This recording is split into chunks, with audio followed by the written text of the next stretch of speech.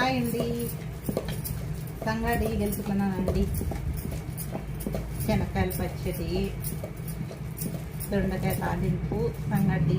ఎందుకు అండి ఫ్రెండ్స్ అందరూ డైలీ మధ్యాహ్నం సంగటే ఉంటారండి. ఎప్పుడో పని ఉంటేనే తప్ప మధ్యలో అన్నం చేసేది. డైలీ సంగటే అండి మధ్యాహ్నం. ఆరోగ్యానికి బాగుంటుందని రాయి పిండి సంగటండి.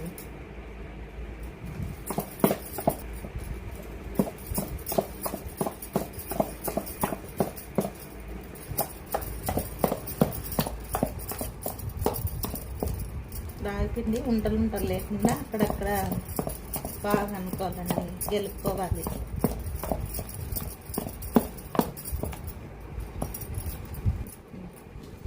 మా సైడ్ అయితే అండి సంగటి గెలకడం అంటామండి.